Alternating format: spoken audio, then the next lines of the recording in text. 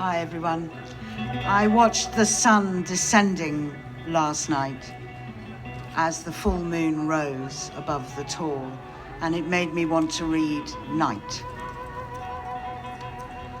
The sun descending in the west, the evening star does shine. The birds are silent in their nest, and I must seek for mine. The moon, like a flower in heaven's high bower, with silent delight, sits and smiles on the night. Farewell, green fields and happy groves, where flocks have took delight, where lambs have nibbled. Silent moves the feet of angels bright. Unseen, they pour blessing and joy without ceasing on each bud and blossom and each sleeping bosom. They look in every thoughtless nest where birds are covered warm, and visit caves of every beast to keep them all from harm. If they see any weeping that should have been sleeping, they pour sleep on their head and sit down by their bed. When wolves and tigers howl for prey, they, pitying, stand and weep, seeking to drive their thirst away and keep them from the sheep. But if they rush dreadful, the angels most heedful receive each mild spirit, new worlds to inherit. And there the lion's ruddy eyes shall flow with tears of gold, and pitying the tender cries, and walking round the fold, saying, wrath by his meekness, and by his health sickness is driven away from our immortal day. And now beside thee, bleating land, I can lie down and sleep, or think on him who bore thy name, graze after thee and weep. For washed in life's river, my bright mane forever shall shine like gold as I guard o'er the fold.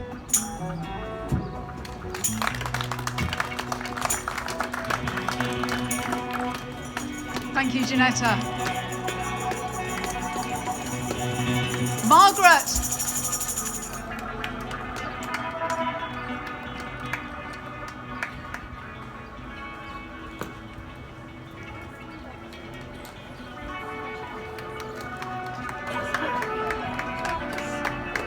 I'd like to read a poem from Blake's Songs of Innocence and Experience.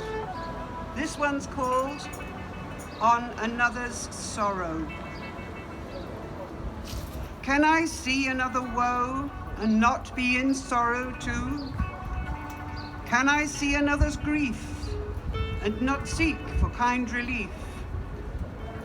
Can I see a falling tear and not feel my sorrow's share? Can a father see his child weep nor be with sorrow filled? Can a mother sit and hear an infant groan, an infant fear? No, no, never can it be. Never, never can it be. And can he who smiles on all hear the wren with sorrows small? Hear the small birds' grief and care. Hear the woes that infants bear. And not sit beside the nest, pouring pity on their breast. And not sit the cradle near, weeping tear on infant's tear. And not sit both night and day, weeping all our tears away. Oh no, never can it be. Never, never can it be. He doth give his joy to all. He becomes an infant small. He becomes a man of woe. He doth feel the sorrow too. Think not thou canst sigh a sigh, and thy Maker is not by. Think not thou can weep a tear, and thy Maker is not here. Oh, he gives us his joy, that our griefs he may destroy. Till our grief is fled and gone, he doth sit by us and moan. And I'd also like to read another of Blake's poems, A Poison Tree. I was angry with my friend. I told my wrath did end. I was angry with my foe. I told it not, my wrath did grow. And I watered it in fears, night and morning with my tears. And I sunned it with smiles, and with soft, deceitful wiles. And it grew both day and night, till it bore an apple bright. And my foe beheld it shine, and he knew that it was mine. And into my garden stole, when the night had veiled the pole. In the morning, glad I see my foe outstretched beneath the tree.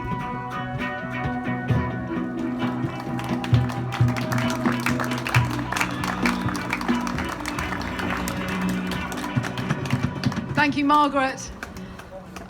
Finish it. That second one, some of us know that's one of my very favourites.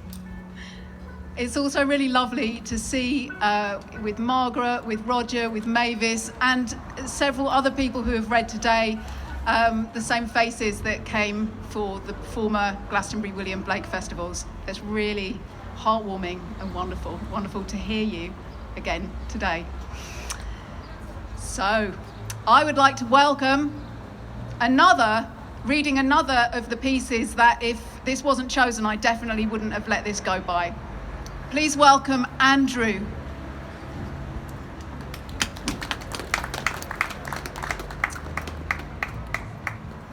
There's some extracts here from a letter to Thomas Butts. Thank you very much. Which was written on the 2nd of October 1800. To my friend Butts I write, my first vision of light, on the yellow sands sitting. The sun was emitting his glorious beams from heaven's high streams. Over sea, over land, my eyes did expand into regions of air away from all care, into regions of fire remote from desire. The light of the morning, heaven's mountains adorning. In particles bright, the jewels of light, distinct, shone and clear. We, like infants, descend in our shadows on earth, like a weak, mortal birth.